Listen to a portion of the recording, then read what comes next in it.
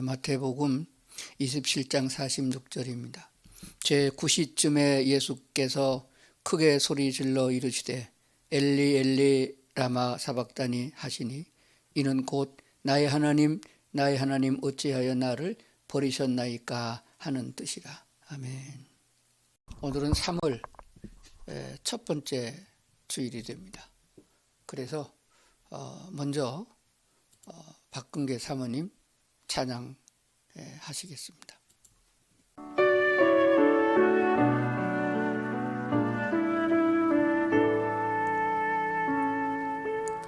신실하게 진실하게 거룩하게 살게 하소서.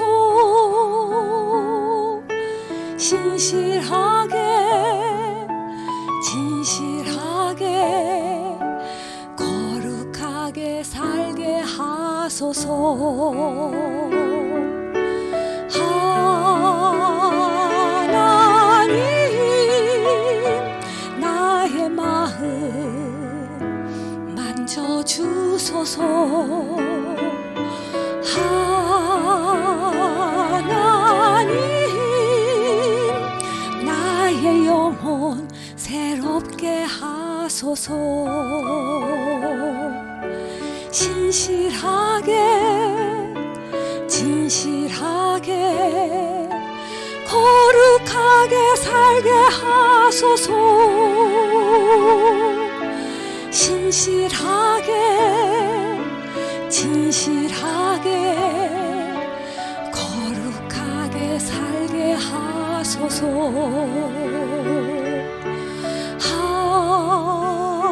하나님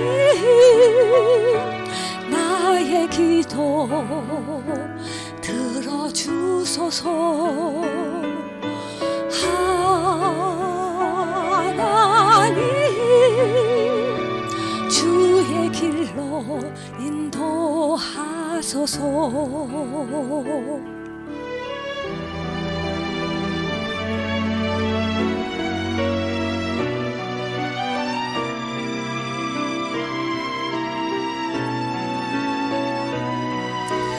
신실하게 진실하게 거룩하게 살게 하소서. 신실하게 진실하게 거룩하게 살게 하소서.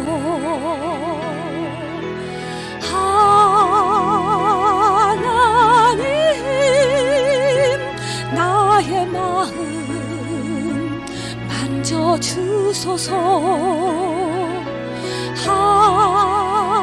하나님 나의 영혼 새롭게 하소서.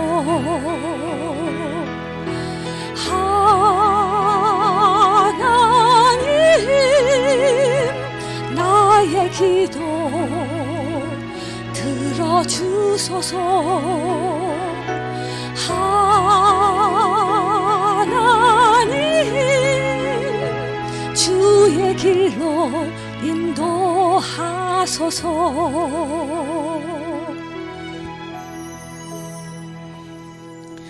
신실하게 진실하게 거룩하게 살게 하소서. 신실하게 진실하게 거룩하게 살게 하소서. 거룩하게 살게 하소서.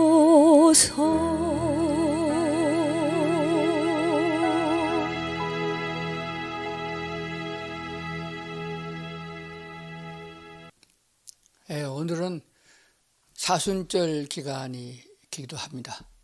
그래서 마태복음 27장을 선택을 했고 예수님께서 십자가의 마지막 운명하실 때 어찌하여 나를 버리시나이까 라고 한 거기에서 어찌하여 이런 제목으로 말씀을 드리려고 합니다.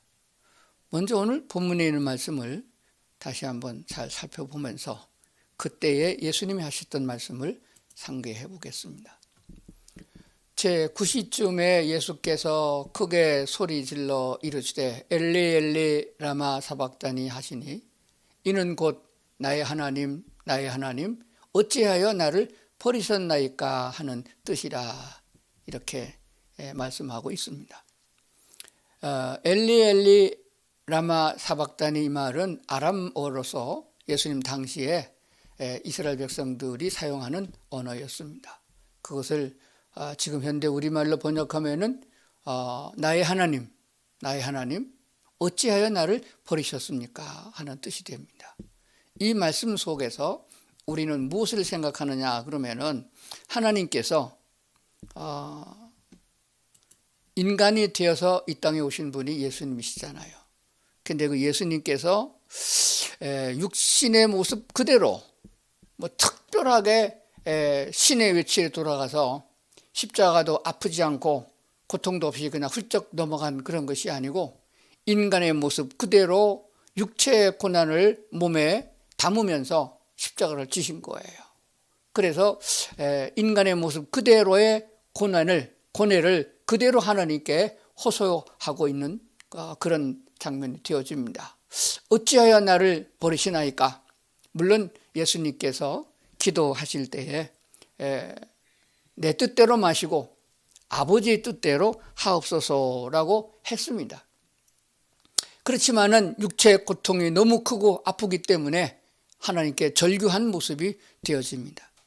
오늘 우리는 이 말씀을 우리가 들을 때에, 이 말씀을 상고할 때에 무엇을 생각해야 되냐 그러면은 하나님의 말씀하시는 이 하나님의 말씀을 우리가 첫째로 들을 수 있는 귀가 있어야 됩니다.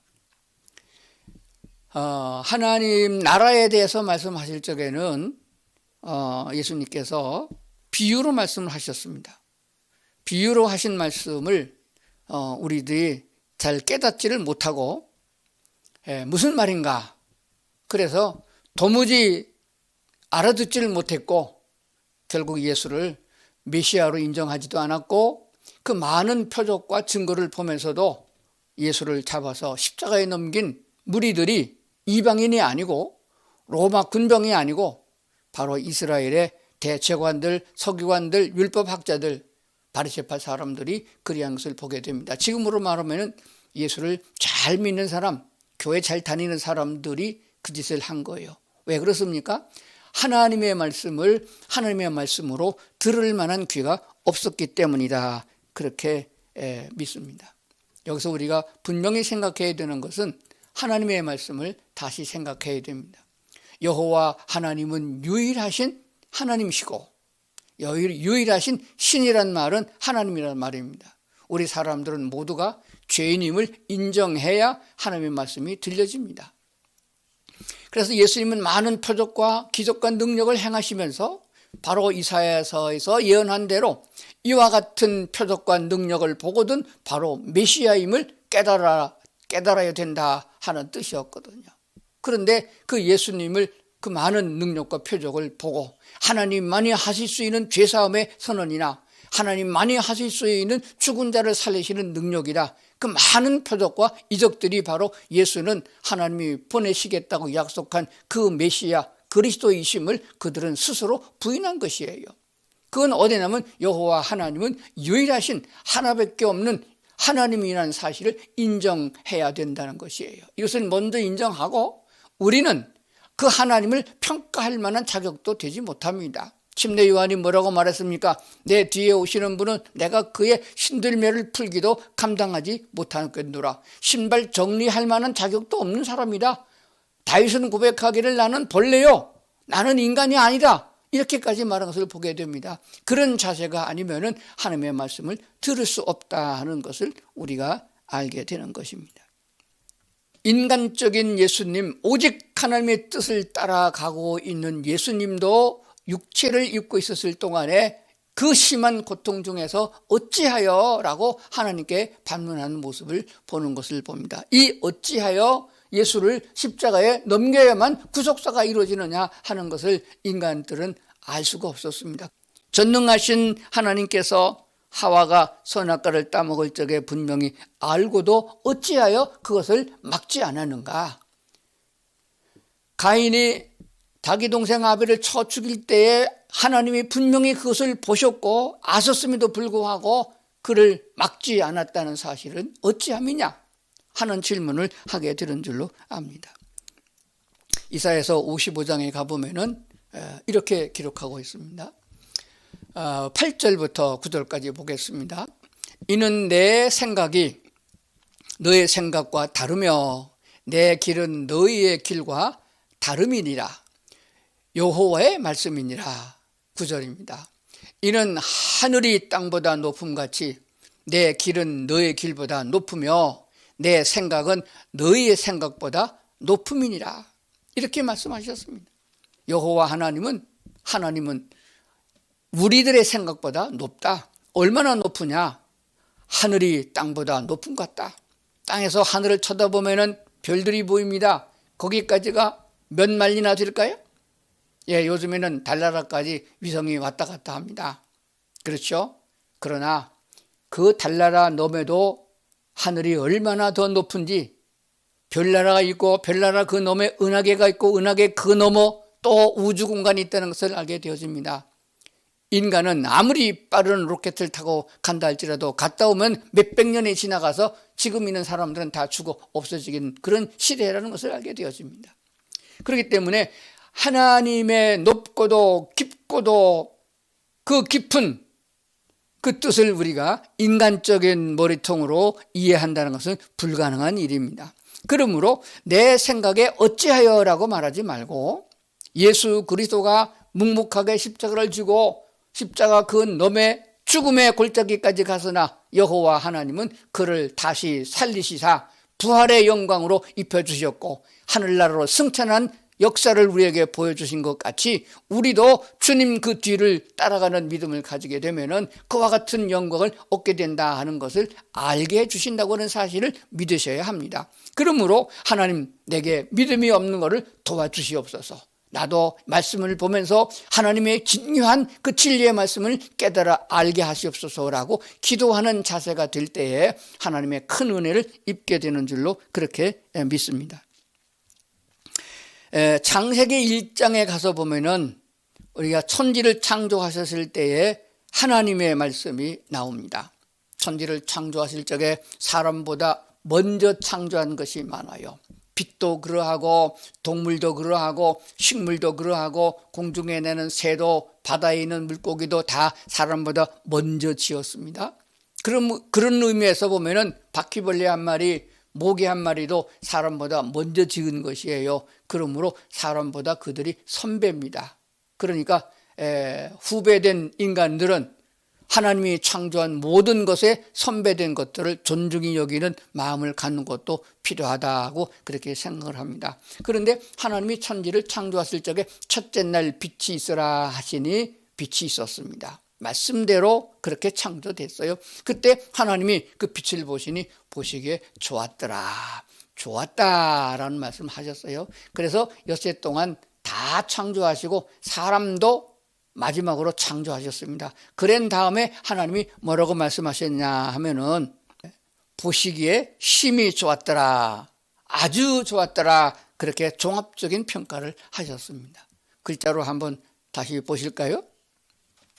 창세기 1장 31절입니다. 하나님이 지으신 그 모든 것을 보시니 보시기에 심히 좋았더라. 뭐가 그렇게 심히 좋았나요? 뭐가 그렇게 심히 좋았어요? 자, 하나님이 마지막으로 창조한 맨 끝에 끝자락에 만들어 놓으신 사람을 보시니까 하나님이 보시기에 심히 좋았더라, 무척 좋았더라, 아주 좋았더라, 그렇게 말씀하신 거예요. 그것은 하나님이 빛을 창조하시고 우주 공간을 창조하시고 육지의 모든 짐승들을 만드시고 하실 적에 그 자체가 좋았다는 것보다 그 만드실 때마다 좋았다라고 표현한 것은 다음에 하나님께서 자기 형상을 닮게 만들어 놓은 하나님의 사랑하는 자 하나님과의 사랑의 교제가 이루어지는 사람을 생각하고 좋았다 하는 것을 우리가 알게 됩니다. 이 기본적인 진리를 우리가 분명하게 깨닫지 못하면은 우리가 살아가는데 무엇을 어떻게 해야 행복하고 어디에 있어야 우리가 기뻐할 수 있으며 감사가 넘치는 생활이 되겠느냐 하는 것을 알게 되는데, 그 진리를 알지 못하고 하나님의 본질적인 뜻을 알지 못하고 하나님이 만들어 놓은 이 자연적인 거, 우주적인 거, 눈에 보이는 거, 물질적인 것만 보고 좋다, 그렇게 되면 큰 오산이 되어지며 하나님과 더 가까이 나갈 수 없는 우리가 된다고 하는 사실을 알아야 됩니다. 물질보다는 하나님이요, 환경보다도 먼저 하나님이시요, 우리는 이 땅에 어떠한 유익한 소중한 금은 보화가 쌓여진다 할지라도 그것보다는 그것을 우리에게 주신 여호와 하나님을 기뻐할 수 있는 이런 믿음의 상태가, 이런 신앙 상태가 돼야 된다고 하는 사실입니다. 이 말씀을 우리가 빨리 어떻게 깨달아 알 수가 없기 때문에 예수님이 천국에 대한 말씀하실 적에 비유로 말씀하신 것처럼 오늘날 교회를 담임하고 있는, 그리고 설교하는 목사들은 예화를 들어서 조금 보충하려고 하는 것입니다. 제가 잘 알고 있는 한 사람이 있습니다.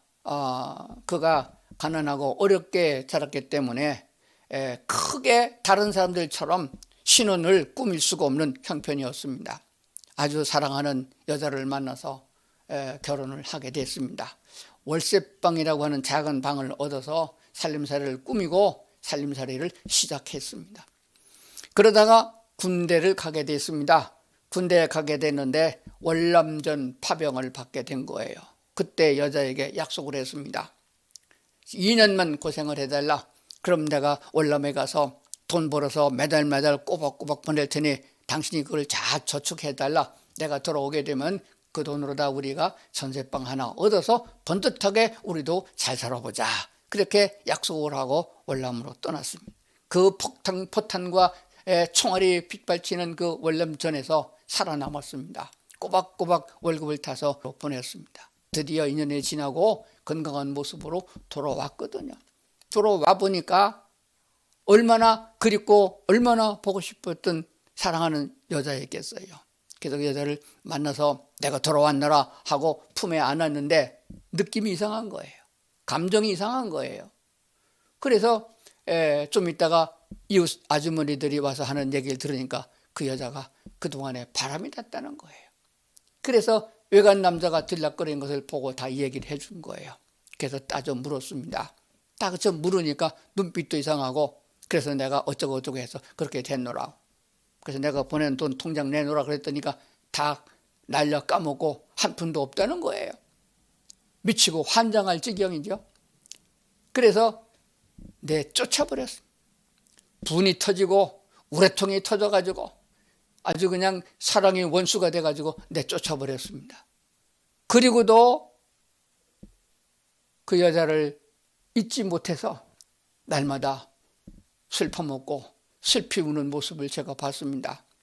그런 때에 그가 제일 먼저 한 일이 뭔가라고 봤더니 내쫓고, 자기 아내를 내쫓고 몽둥이들로 들어와가지고 자기가 그 여자를, 가난한 그 여자를 데려올 적에 아무것도 준비할 수 없었기 때문에 그래도 화장대 하나고 조그만 장롱 하나 들여놨던 거 있는데 그거를 깨부셨습니다.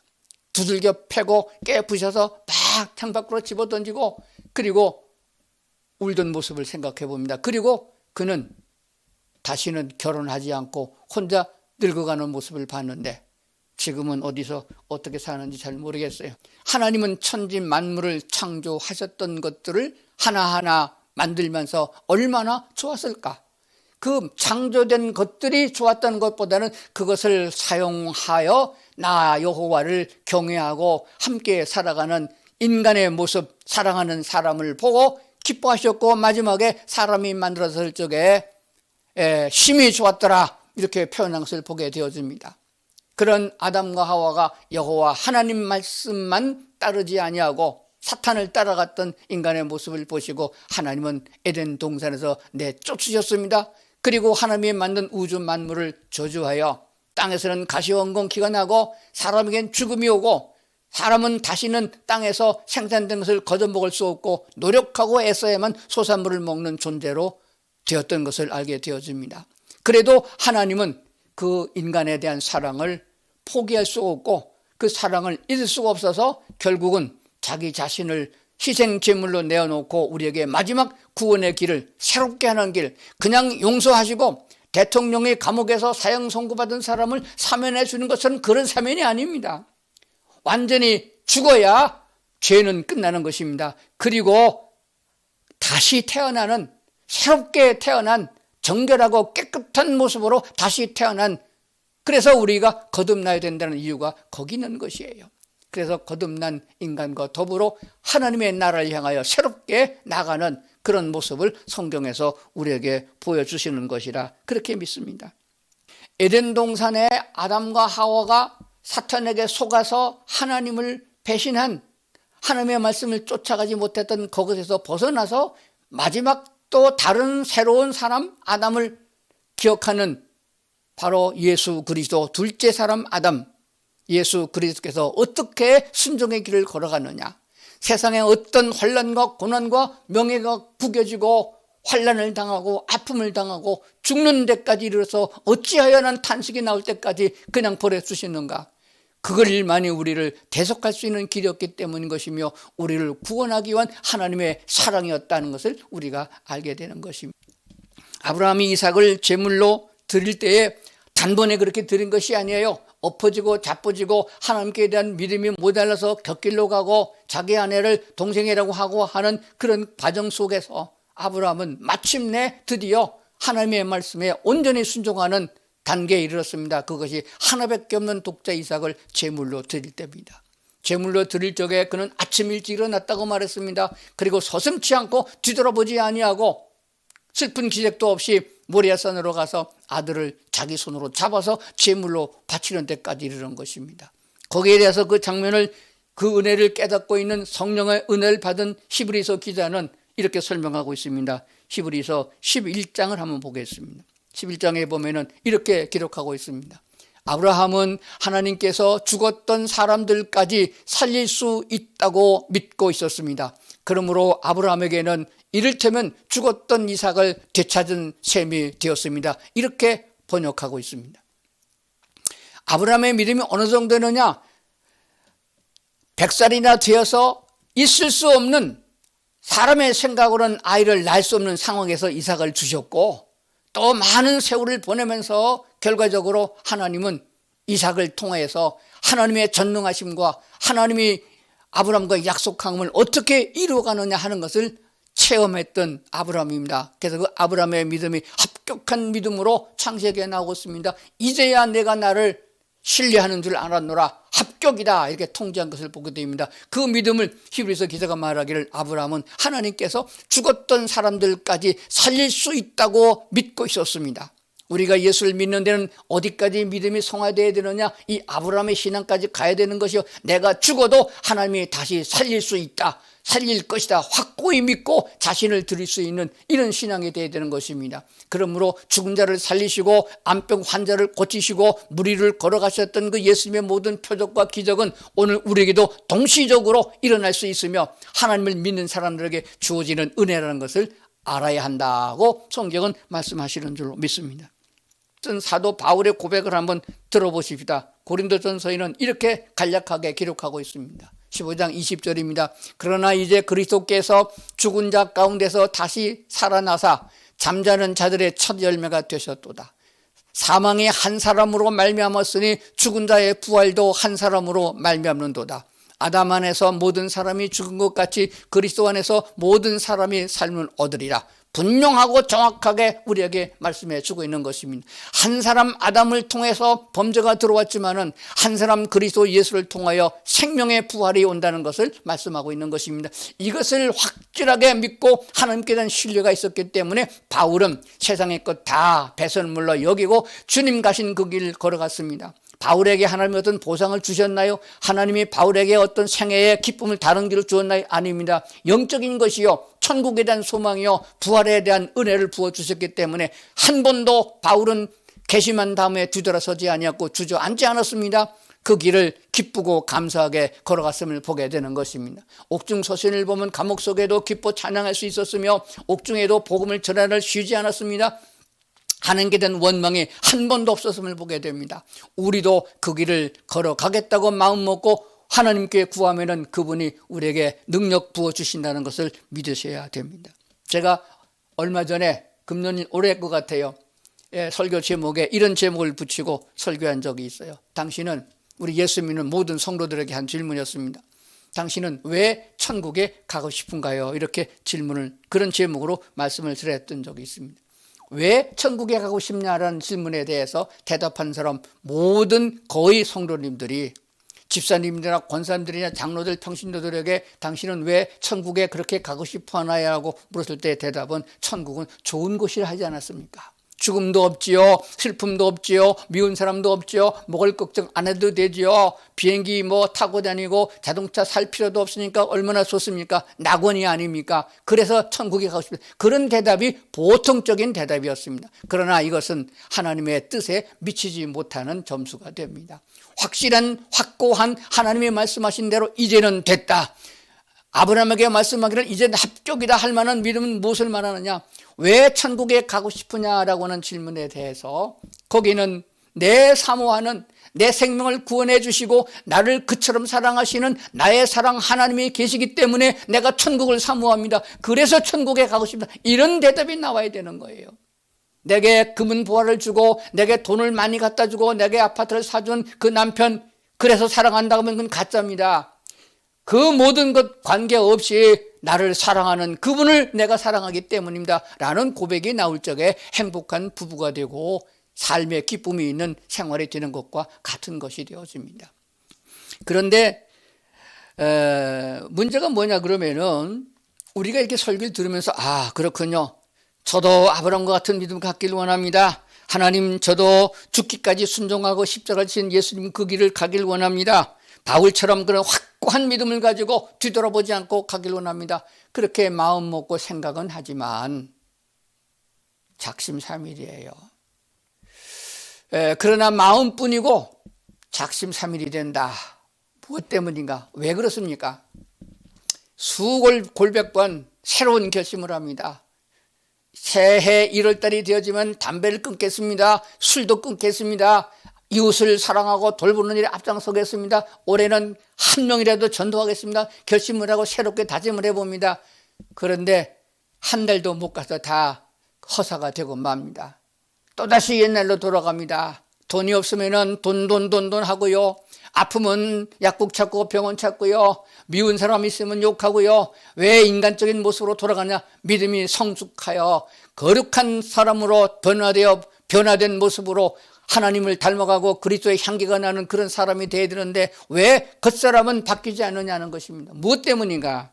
우리는 육체를 가지고 있는 인간이기 때문인 것입니다. 뿐만 아니라 우리는 이 세상에 아직도 악한 영인 사탄이 우글거리고 있어서 우리를 미혹하고 올무를 놓고 넘어뜨리고 있기 때문인 것이에요.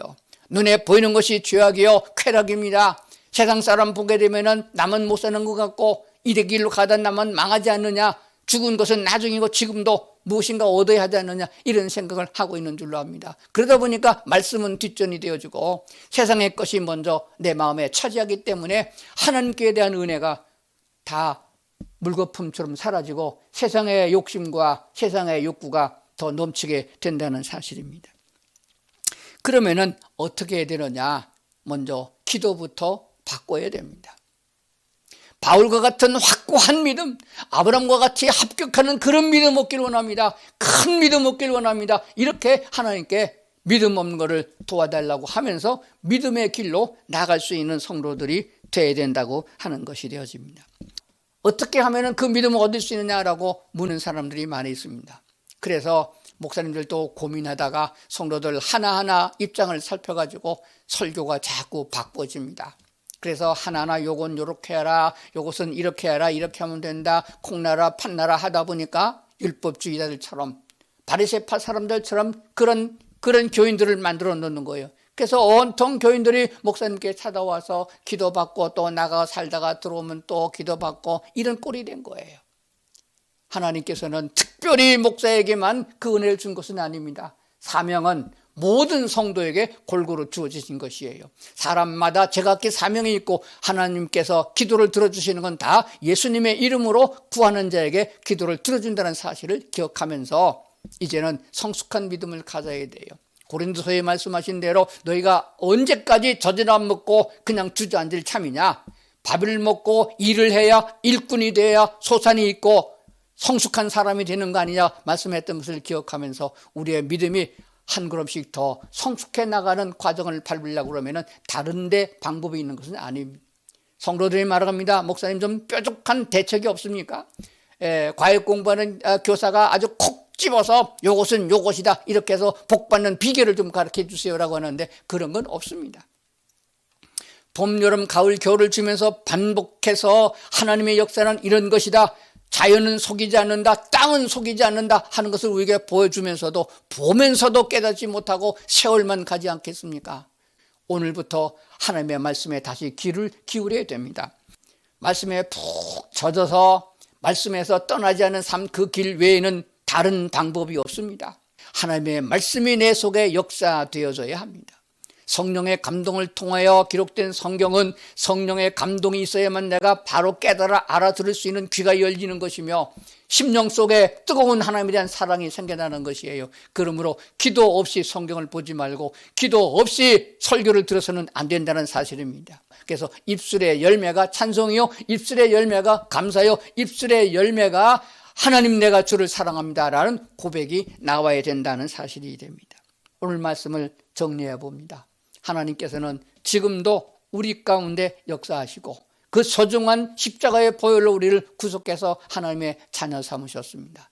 그 하나님과 나의 관계가 얼마나 지금 돈독하고 귀한 관계를 맺어가고 있느냐.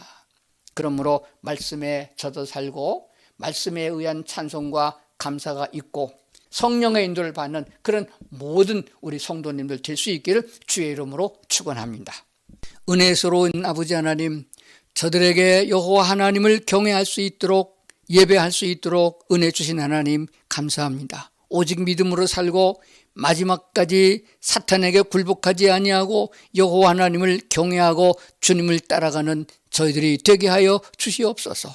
오직 주님만이 내 하나님이시고 오직 주님만이 나의 영원하신 하나님이신 것을 믿습니다. 아버지 하나님, 오늘도 성령 하나님의 인도하심을 따르길 원하옵나니 도와주시옵소서. 예수님 이름으로 기도드리옵나이다. 아멘.